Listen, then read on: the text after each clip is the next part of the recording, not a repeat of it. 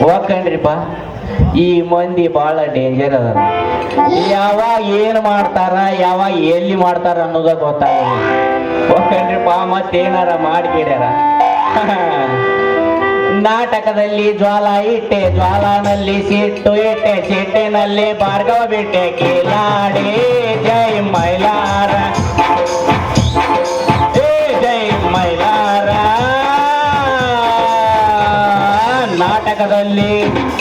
ನಾಟಕದಲ್ಲಿ ಜ್ವಾಲ ಇಟ್ಟೆ, ಜ್ವಾಲನಲ್ಲಿ ಕೋಪ ಇಟ್ಟೆ, ಕೋಪದಲ್ಲಿ ಭಾರ್ಗವನ ಬಿಟ್ಟೆ, ಕಿಲಾಡಿ ಜೈ ಮೈಲಾರ.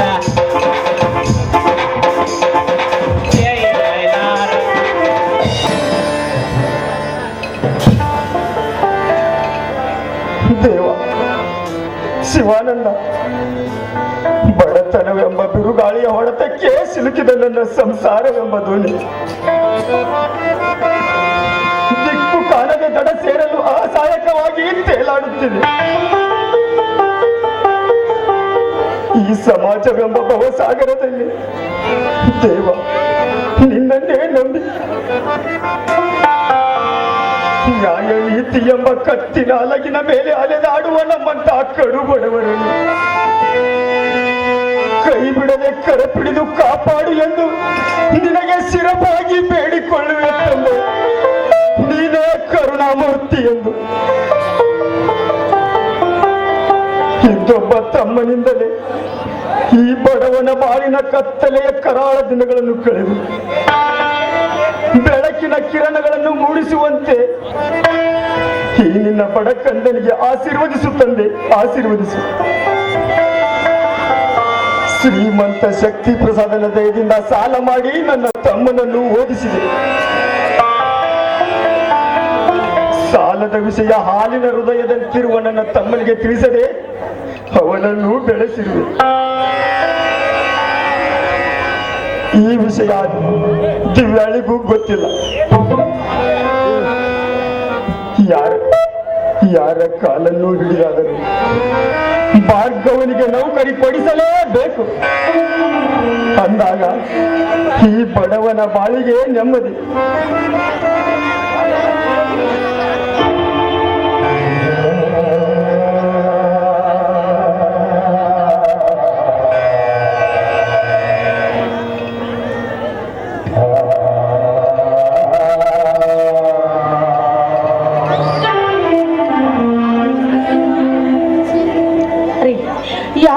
ನೋಡ್ರಿ, ಈ ಲೆಟರ್ ನಲ್ಲಿ ಹೇಳಿದಿಂದ ಸ್ಪಷ್ಟವಾಗಿ ನನಗೆ ತಿಳಿಸಿ ಆದಷ್ಟು ಬೇಗ.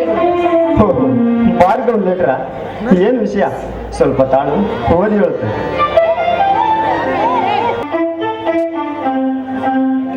ದಿವ್ಯಾ, ನಿನ್ನ ಮಾತು ನಿಜ. ನಿನ್ನ ಮೈದುನನ ಬಗ್ಗೆ ಕಟ್ಟಿದ ಕನಸು ನನಸಾಯಿತು. ಆದರೆ ಸ್ವಾಮಿ, ನಾನು ಹೇಳಿದ ಮಾತು ಚೆನ್ನಾಗಿದೆ, ಆದ್ರೆ ನಿಮ್ಮ ಬಾಯಿಂದ ಅಕ್ಷರದ ಮಾತಿಗೆ ಸ್ವಾಮಿ ಏನಾಯ್ತಂತ ಹೇಳಿಲ್ಲ. ನಮ್ಮ ಏನು ಹೇಳಲಿದ್ದೀವಿ? ಭಾರ್ಗವನಿಗೆ ಇನ್ಸ್ಪೆಕ್ಟರ್ ನೌಕರಿ ಬಂದಿದ್ದೇನೋ ನಿಜ. ಆದರೆ 1,00,000 ರೂಪಾಯಿ ಲಂಚ ಕೊಟ್ಟರೆ ಮಾತ್ರ ನೌಕರಿ, ಇಲ್ಲವಾದರೆ ಇಲ್ಲವೆಂದು ತಿಳಿಸಿದ್ದಾರೆ. ಅಯ್ಯೋ ದೇವರೇ, ಏನಪ್ಪ ನಿನ್ನಲ್ಲಿ ಹೇಳು.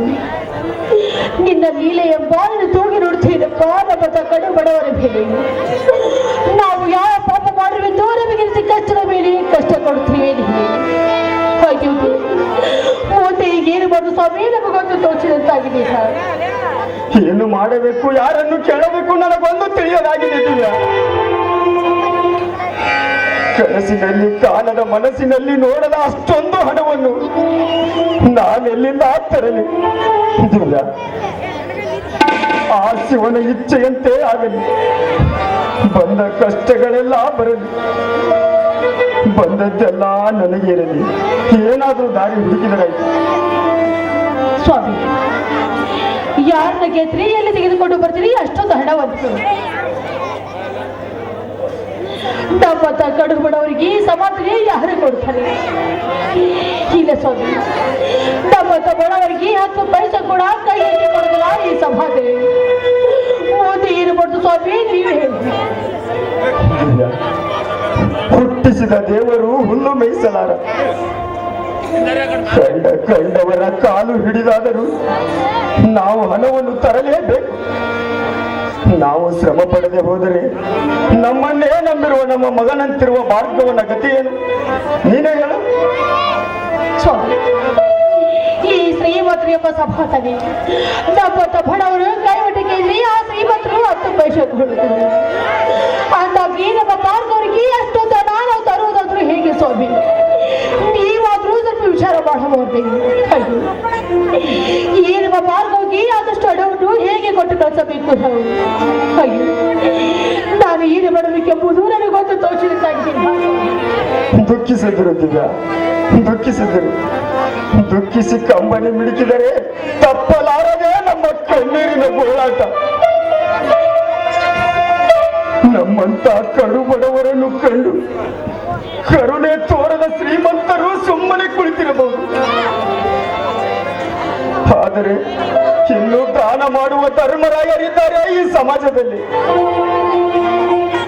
ಅಂದಾಗ ಇನ್ನು ಹಗಲು ರಾತ್ರಿಗಳಾಗುತ್ತಿವೆ.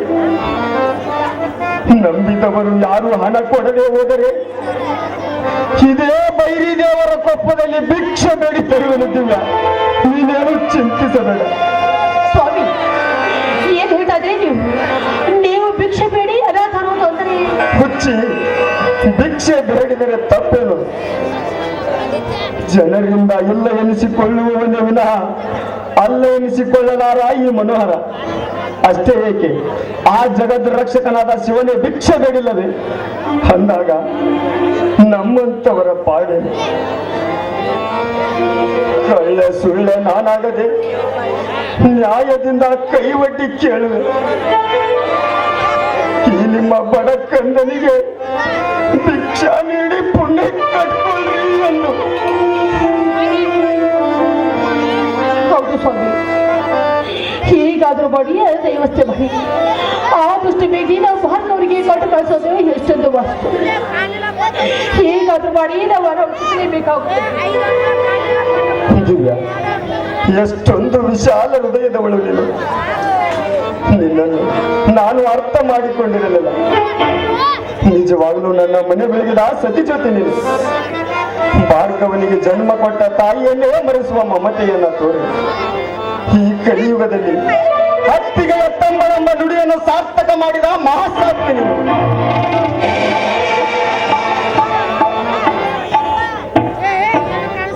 ಅಣ್ಣ, ನಿನ್ನ ಮಾತು ನಿಜವನ್ನ ನಿಜ. ಸಹಸ್ರ ನಾಲಿಗೆಯಿಂದ ಹೊಗಳಿದ್ದರು ಅತಿ ಆಗಲಾರದು ನನ್ನ ಮುಚ್ಚಿನಂತ ಅತ್ತಿಗೆಯ ಅಂತರಂಗದ ಕರುಣೆ ಎಂಬ ಪದದ ಹಿರಿಮೆ. ಭಾರ್ಗವ, ಏನಪ್ಪ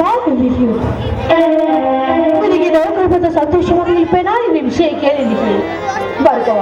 ನಿನಗೆ ನೌಕರ ಬೈದಪ್ಪ ಬೈದ, ನನಗೆ ನೌಕರಿ ಬಂದಿದೆ. ಭಾರ್ಗವ, ಸಮಾಧಾನ ತಂದು ಹಣದ ಬಗ್ಗೆ ನೀನೇನು ಯೋಚಿಸಬೇಡ. ಆ ಭಾರ ನನಗಿರಲಿ. ನಿನ್ನ ಜೀವನದಲ್ಲಿ ಇಂಥ ಅವಕಾಶ ಮತ್ತೆ ಸಿಗಲಾರದು. ಯಾವ ಪುರುಷಾರ್ಥ ಸಾಧನೆಗಾಗಿ ನಗೆ ಬದಲು ಹೊರಿಸಲಮ್ಮ, ನಗೆ ಬದಲು ಹೊರಿಸಲು ನನಗೆ ಗೊತ್ತು. ಇಂಟರ್ವ್ಯೂ ಎಂಬ ಪದ ಪ್ರತಿಯೊಬ್ಬ ನಿರುದ್ಯೋಗಿ ಎಂಬ ನೀರಡಿಕೆಯಾದ ನೀರು ಕುಡಿ ಎಂದು ಸರ್ಕಾರ ಹೇಳುತ್ತದೆ. ಆದರೆ ನೀರು ಕುಡಿಯುವಾಗ ಅದೇ ಸರ್ಕಾರ ಕೈಯಲ್ಲಿರುವ ನೀರಿನ ತಂಬಿಗೆಯನ್ನು ಕಸಿದುಕೊಳ್ಳುತ್ತದೆ ಎಂಬ ಕಠೋರ ಸತ್ಯ ನೆನಪಾದರೆ ಕಣ್ಣೀರಿನ ಹೊಳೆ ಹರಿಯುವುದು ಹೊತ್ತಿಗೆ ಕಣ್ಣೀರಿನ ಹೊಳೆ ಹರಿಯುವುದು. ಸಮಾಧಾನ ತಂದಿಕೊಪ್ಪ, ನೀನು ಸಮಾಧಾನ ತಂದಿಕೊ. ಈ ಕಾರ್ಯವನ್ನು ಹೇಗಾದ್ರೂ ಮಾಡಿ ಕೈಗೊಳ್ಳಲೇಬೇಕಪ್ಪ. ಈ ರೀತಿ ಕಣ್ಣೀರು ಹಾಕದ ಕೊಟ್ರಿ ನಮ್ಮ ಬಡವರಿಗೆ ಆ ದೇವರು ಕಣ್ತಿರುವುದಿಲ್ಲಪ್ಪ. ಈ ಕಾರ್ಯ ಆದಷ್ಟು ಬೇಗ ನೀನು ಮುಂದುವರಿಸಲೇಬೇಕಪ್ಪ. ಬೈದರು ಆಯಾಸ, ಎಲ್ಲಿ ಆಯಾಸತ್ತಿಗೆ, ಎಲ್ಲಿ ಆಯಾಸ? ಕಡು ಬಡವನ ಜೀವನವು ಪ್ರತಿಕ್ಷಣವೂ ಆಯಾಸವೆತ್ತಿಗೆ, ಆಯಾಸವೇ ಅತ್ತಿಗೆ. ಹಣವಿದ್ದವರಿಗೆ ಕೈ ಕೊಡುವ ಕೇಳಿಗಳಿಗೆ ಜನ್ಮ ಕೊಟ್ಟ ಈ ಸಮಾಜ ಇನ್ನು ಹಣವಿಲ್ಲದ ನಮ್ಮಂತ ಕಡು ಬಡವರಿಗೆ ಕರುಣೆ ತೋರುವುದೇ ಅತ್ತಿಗೆ? ಲಂಚವೆಂಬ ನೈವೇದ್ಯ ಹಿಡಿದಾಗಲೇ ಅಲ್ಲವೇ ಆ ನೌಕರಿ ಎಂಬವರ ನೀಡುವ ದೇವರೆಂಬ ಅಧಿಕಾರ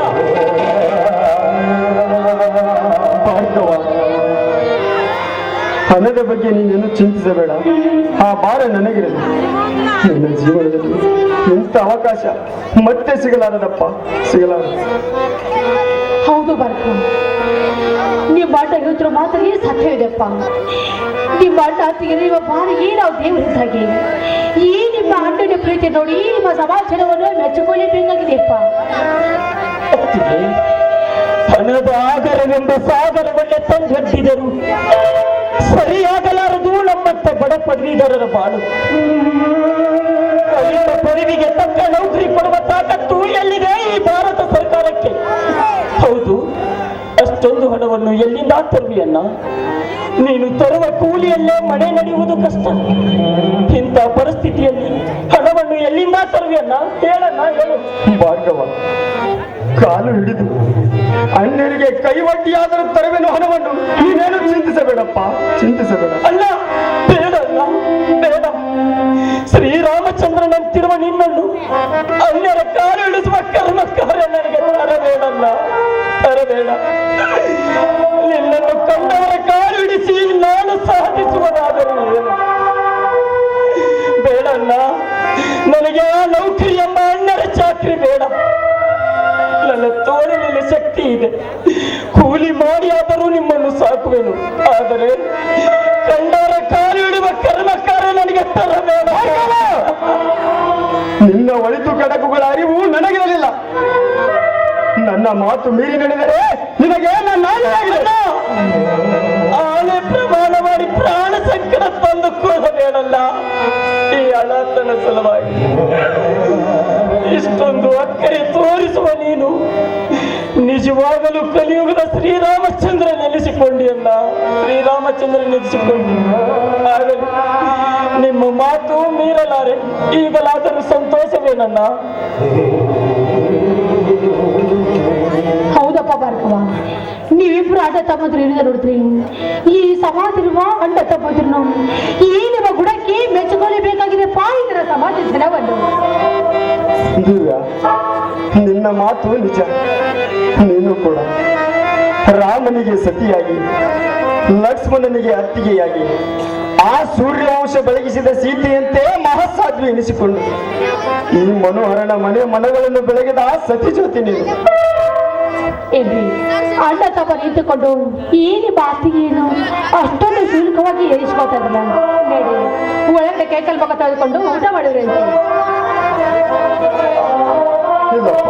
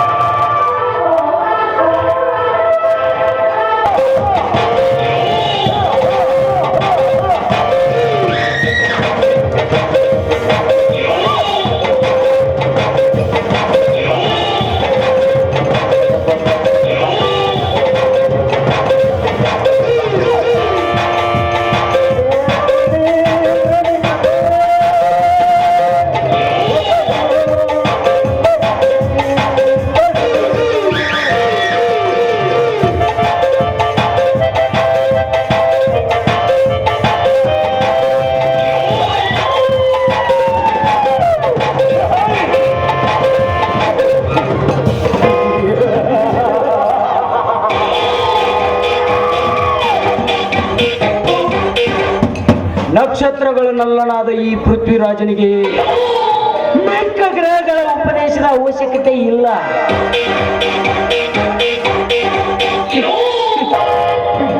ನದಿ ಉಗಮದಲ್ಲಿ ಎಷ್ಟೋ ಕಿವಿಯಾಗಿ ಕಂಡರು ಮುಂದೆ ಅದರ ನೆಲೆಯೂ ನಿಲುಕದಂತಾಗುತ್ತದೆ. ಹಾಗೆ ವೈರಿಗಳ ಮಹತ್ವಾಕಾಂಕ್ಷೆಯ ಮೋಡವು ಕೊಂಚ ಕಾಣಿಸಿದರೂ ಮುಂದೆ ಅದು ಆಶಯ ಆಕಾಶವನ್ನು ಸಂಪೂರ್ಣವಾಗಿ ಆಡುತ್ತದೆ ಎಂಬುದನ್ನು ಚೆನ್ನಾಗಿ ಬಲ್ಲ ಈ ಪೃಥ್ವಿರಾಜ.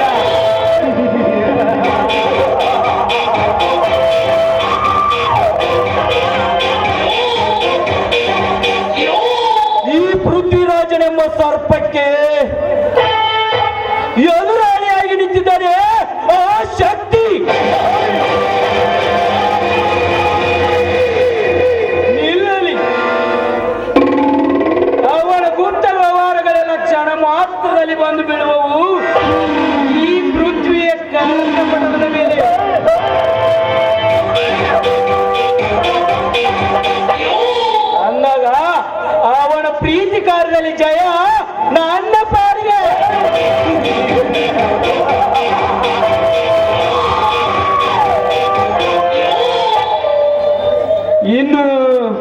ಹಸುಗೂಸು ಅವರಿಗೇನು ಬಂತು ನನ್ನ ಕಾರಸ್ಥಾನದ ಕೈ ಚಳಕ.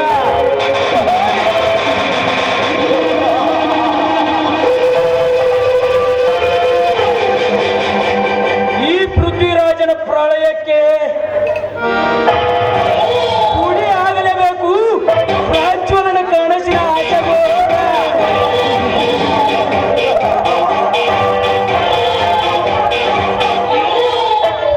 ಇನ್ನು ಜ್ವಾಲೆ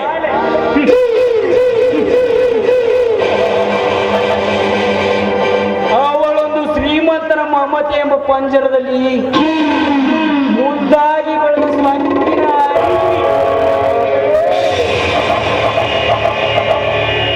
ಆ ಅರಗಿಣಿಯ ಮನದರಸ ನಾನಾಗಿ ಆ ಶಕ್ತಿ ಪ್ರಸಾದನ ಮೇಲೆ ಸೇಡು ತೀರಿಸಿಕೊಳ್ಳದೆ ಆ ಬಿಡಲಾರೆ.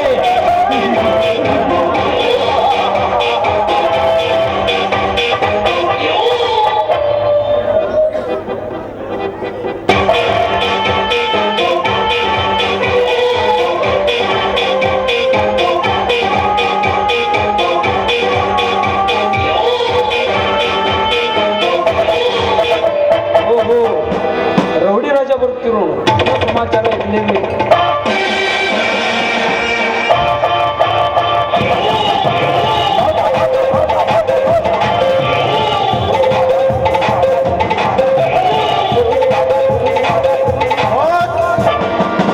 ಪೆಟ್ಟು ತಿಂದರು ಗಟ್ಟಿಯಾಗಿ ನಿಲ್ಲಲು ತನ್ನ ಮಗ ಪ್ರಜ್ವಲನ್ನ ಬಾಂಬೆಯಿಂದ ಕರೆಸಿದ್ದಾರೆ ಆ ನನ್ನ ಮಗ ಶಕ್ತಿ ಪ್ರಸಾದ್.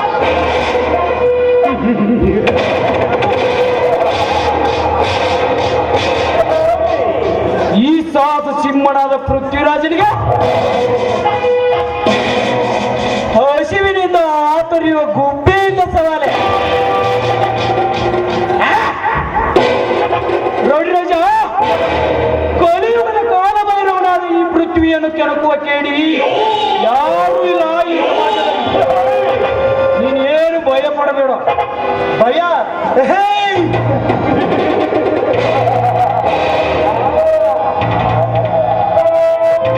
ಭಯವೆಂಬ ಭೂತವನ್ನು ಸೃಷ್ಟಿಸಿದ ಬ್ರಹ್ಮನಿಗೆ ಸವಾಲು ಹಾಕುವ ಗಟ್ಟಿ ಈ ರೌಡಿ ರಾಜ. ನನಗೆ ಭಯವೇ? ಛೆ, ಛೆ, ಅದೆಂದೆಂದಿಗೂ ಸಾಧ್ಯವಿಲ್ಲ. ಭಯವನ್ನು ಹುಟ್ಟಿಸಲು ಬಂದವರ ಹುಟ್ಟರಗಿಸುವ ಚಾಣಾಕ್ಷ ಈ ರೌಡಿ ರಾಜ.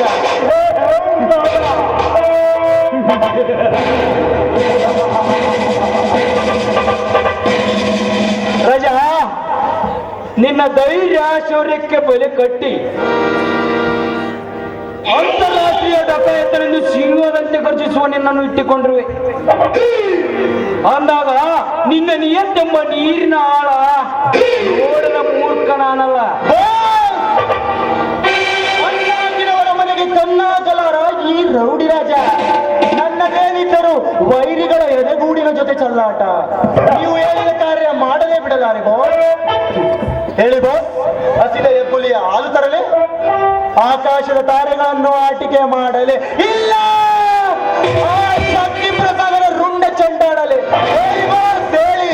ನನ್ನ ಮಂಚು ಕಾಯುತ್ತಿದೆ ಬಾಸ್.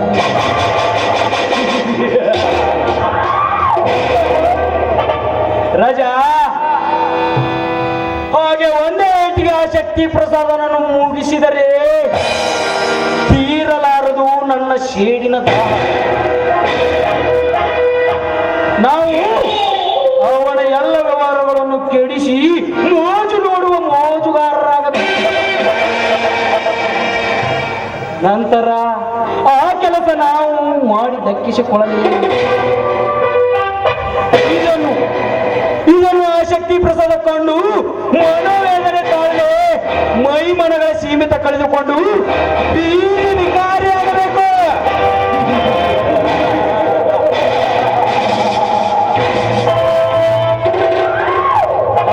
ಅಂದಾಗ ನಾ ಇಟ್ಟ ಗುರಿ, ನಾ ಪಟ್ಟ ಪರಿಶ್ರಮ ಸಾರ್ಥಕ.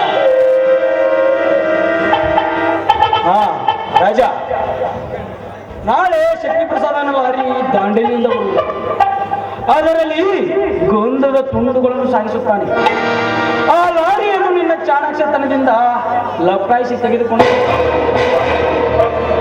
ಆಮೇಲೆ ನೋಡು ನನ್ನ ಶೇಡಿನ ಸಂಚನು. ಎಸ್ ಬಾಸ್, ಆ ಶಕ್ತಿ ಪ್ರಸಾದನಿಗೆ ನೀವು ಒಳ್ಳೆ ತೋಡಿ, ನಾನು ಅವರ ಜೀವಂತ ಸಮಾಧಿ ಕಟ್ಟುವೆ. ಆ ರುದ್ರನಾಗರು ಎದುರು ಬಂದರೆ ಅವರನ್ನು ಯಮಲೋಕದ ಯಮನ ಅತಿಥಿಗಳನ್ನಾಗಿ ಮಾಡಿ ನಾವು ಸ್ವರ್ಗದ ಅಧಿಪತಿಗಳಾಗೋಣ ಬಾಸ್. ನಾಳೆಯ ಕಾರ್ಯದಲ್ಲಿ ವಿಜಯಮಾಲೆ ಮತ್ತೊಮ್ಮೆ ನಮ್ಮ ಬಾಸ್. ನಿಮ್ಮಿಷ್ಟದಂತೆ ಆ ಶ್ರೀಗಂಧದ ಲಾರಿಯೊಂದಿಗೆ.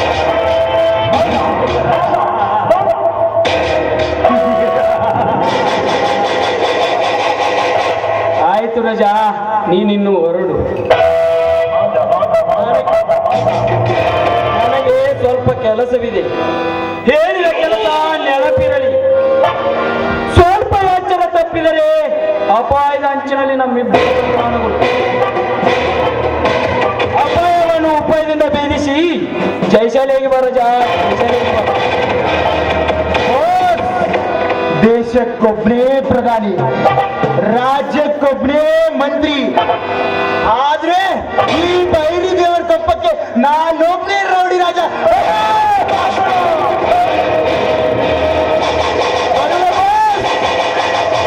ಬರುವೆ ಜಯದ ಜಯ ಬೇರಿಯೊಂದಿಗೆ.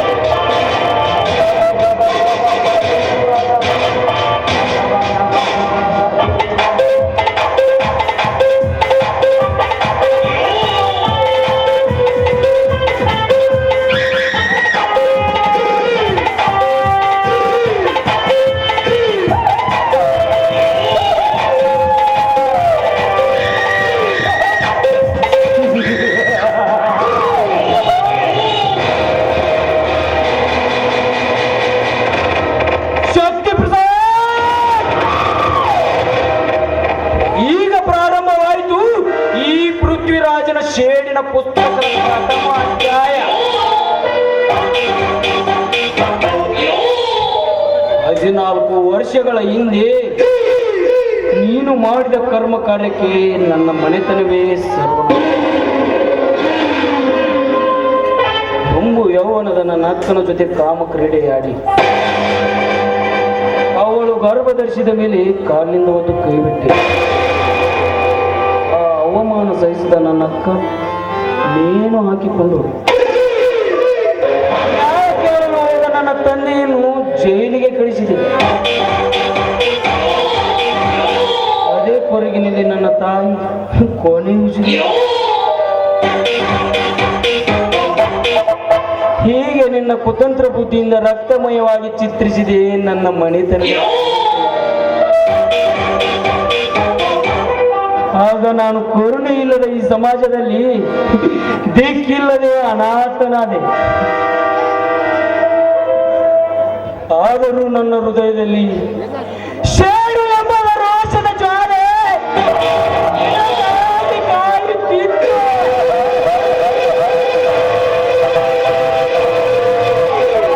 ಮಾಡಬಾರದ ಕೆಲಸ ಮಾಡಿ ಅವರಿವರ ಕಾಲು ಹಿಡಿದು ಬೆಳೆದು ದೊಡ್ಡವನಾಗಿ ಇಂದು ನಿನ್ನ ಸಂಪತ್ತಿಗೆ ಸವಾಲು ನಾನಾದೆ. ಬಿಡಲಾರೆ.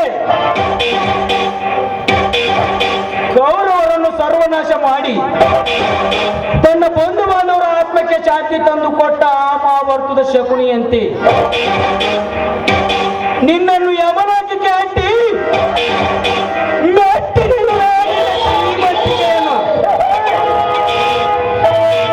ಅಂದಾಗ ನನ್ನವರ ಆತ್ಮಕ್ಕೆ ಶಾಂತಿ.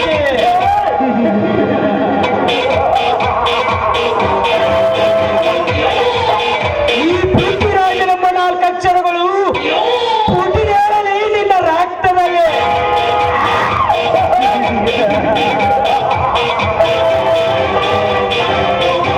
ಬರುತ್ತೇನೆ ಮಗನೇ, ನಿನ್ನ ಪ್ರಾಣ ತೆಗೆಯಲು ಸಿದ್ಧನಾಗಿ.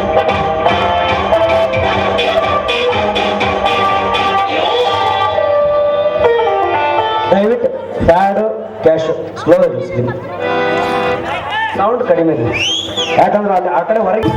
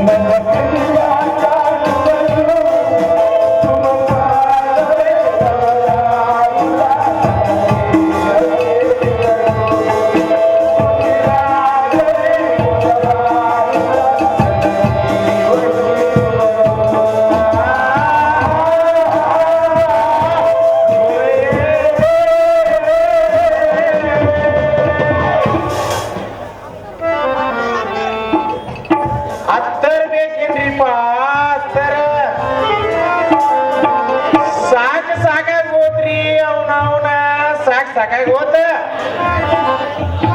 ನನ್ನ ಹತ್ತರಿ ವ್ಯಾಪಾರ ಹೆಂಗಾಗೈತ್ರಿಪ್ಪ ಅಂದ್ರ ನಿಮ್ಮೆಲ್ಲಾರ ಮುಂದೆ ನಿಂತ ಹತ್ತ ಏಳದಾತ್ರಿ ನನ್ನ ಹತ್ತರಿ ವ್ಯಾಪಾರ ಸುದ್ದಿನ ನನ್ನ ಹತ್ತರಿ ವ್ಯಾಪಾರ ಹೆಂಗಾಗೈತ್ರಿ ಅಂತಂದ್ರ ಒಂದ್ ಓಣ ಹೋಗ್ತೀವ್ರಿ ಕರೀತಾರ್ರಿ ಏ ಬಾರ್ಪ ತೋರ್ಸ್ಬಾಯಿಲ್ ಅಂತಾರ ತಗದ್ ತೋರ್ಸಿದ ಕೂಡ್ಲೆ ಇದು ಬೇಡ ಆದ ಕೂಡ ತಗೊಂಡೋಗಿಲ್ರಿ ಅಕ್ಕಿ ಮುಂದೆ ನಡಿ ಮತ್ತೊಂದು ಓಣ ಹೋಗ್ಲಿ ಅಲ್ಲಿ ಬೇಡ ರೀ ಆದ ಬೇಡ ನನಗೆ ಇದೇ ಬೇಕು ಅಂತಾರಿ ಅದನ್ನೂ ತಗೊಂಡಂಗಿಲ್ರಿ ಮುಂದಕ್ಕೆ ಹೋಗಂತ ಮತ್ತೊಂದು ನೋಡಿ ಲಾಸ್ಟ್ ಓಣಿ ಐತಲ್ರಿ ಇಲ್ಲಿ ದಾಸ್ ಓಣಿ ಆ ಕಡೆ ಲಾಸ್ಟ್ ಹೊಸ ಓಣಿ ಅಲ್ಲಿ ಹೋದಪ್ಪ ಅಂತಂದ್ರೆ ನನಗೆ ಅದು ಬೇಡ ಇದು ಬೇಡ ಮುಂದೆ ನಡಿ ಅವನ ಮುಂಜಾಲಿಂದ ತಿರಾಗತ್ತೇನ್ರಿ ಊರಾಗ ₹1 ವ್ಯಾಪಾರ ಇಲ್ರಿ ₹1 ವ್ಯಾಪಾರ ಇಲ್ಲ ಹಿಂಗಾದ್ರಿ ಹೆಂಗ್ರಿಪ್ಪ ನನ್ನ ಗತಿ ಅಂತೇನವ ನಾವು ಹುಬ್ಬಳ್ಳಿಂದ ಧಾರವಾಡ ಮಠ ತಿರುಗಿ ಬೈರಿಕೊಪ್ಪದ ಬಂದೇನಿ 8 ₹1 ವ್ಯಾಪಾರ ಇಲ್ಲ ನಾವು ನೋಡಿ ಕನಕಾರ ಬಂದ್ರ ಒಂದಿಟ ಚಲೋ ಆಕತ್ರಿ ಒಂದ್ 3-4 ತಿಂಗಳು ಆರಾಮ್ ಇರ್ತೀವಿ ನಾವು ಅಲ್ಲೇ ನೆನದವ್ರ ಮನದ ಎಂದಂಗ ಇತ್ತಾಗಿ ಬರತೈತ್ರಿ ಜನ್ಮ ಜೋಡಿ ಶಿಲ್ಪ ಕಂಡಂಗ ಕಾಣ್ತತ್ ನೋಡ್ರಿ ಏವ್ ನಾವು ಸೂರ್ಯನಿಂದ ತಾಯಿಯಾನೆಗೋ ಚಂದ್ರನಿಂದ ತಂದೆಯಾನೆಗೋ ನನ್ನ ಮನೆ ಡ್ಯಾಡಿಯಾನೆಗೋ ಓಲಿವನು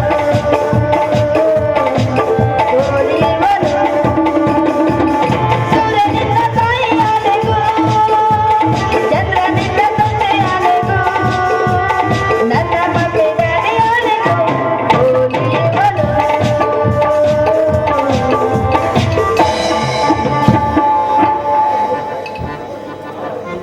ಥಂಡಿ ಥಂಡಿ ಹವಾದಾಗ ಕಿಲಿ ಕಿಲಿ ಜಂಪರ ಅಜಿನ ಗಾಜನ ಪ್ರೀತಿ ಬಾರ ನಿನಗ ಸರದಾರ ಥಂಡಿ ಥಂಡಿ ಹವಾದಾಗ ಕಿಲಿ ಕಿಲಿ ಜಂಪರ ಅಜಿನ ಗಾಜನ ಪ್ರೀತಿ ಬಾರ ನಿನಗ ಸರದಾರ ಹೇಳ್ಕೊಳಕೊಂದು ತಲೆ ಮ್ಯಾಗೆ ಒಂದ್ ಸೂರು ಮಲಗಕ್ಕೆ ಬುಂತಾಯಿ ಮಂಚ ಕೈಲಿರೋ ನಂದಿ ನಗನಗ್ತಾವು ನಂದಿ ಕೊಟ್ರೆ ಕೊರಕನ ಪರ್ಪಂಚ ರತ್ನನ್ ಪರ್ಪಂಚ ಕೊಟ್ರಾಯ್ತು ರತ್ನನ್ ಪರ್ಪಂಚ ಕನಕಬಾ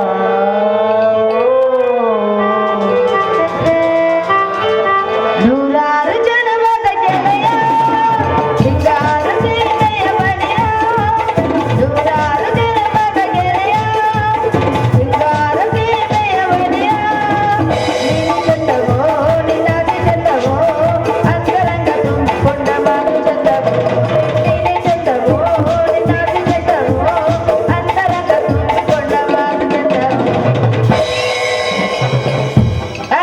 ಯಾರು ನಿನ್ನ ತಮ್ಮ ದಾರಿ ಬಿಟ್ಟಿರೋ ಸ್ವಲ್ಪ ಕಡೆ ಯವ್ವ ನೀರ ನಾಮ ಬರೋ ಸ್ವಬ್ಬಮ್ಮ ಏನ್ ಇಷ್ಟು ಸಾತು ಪತ್ತನೇ ಇಲ್ಲ ಹೆಂಗೈತಿ ವ್ಯಾಪಾರ ನಂದು ಏನು ಕೇಳ್ತೀರಿ ಅವನವನ ಹತ್ತರ ವ್ಯಾಪಾರ ಗಮ್ ಗಮ್ ಗಮ್ ನಾರೋದು ಹೋಗಿ ಗಬ್ಬು ನಾರಕತ್ತ ನಾವು ಹೊಸ ನಾರಾಯಣ ಬಿಡೋದಂತೆ ನಮ್ಮದು ಹೋಗ್ಲಿ ಬಿಡ್ರಿ ನೀವೇನ್ ಇತ್ತಾಗ ಮಧ್ಯಾಹ್ನ ಬಿಸಿಲಾಗ ಇತ್ತಾಗ ಹೊಂಟಿರೋದು ಅಯ್ಯೋ ತಮ್ಮ ನಮ್ದು ಐತಲ್ರಿ ಎಮ್ಮಿ ಹಾಲು ಭಾಳ ಹಿಡಿದಪ್ಪ ಅವಾಗ ಡೈರಿಗೆ ಹೋಗಿ ಹಾಲು ಹಾಕ್ಬರ್ಬೇಕಂತ ಹೊಂಟೀನಿ ನಾವು ಆ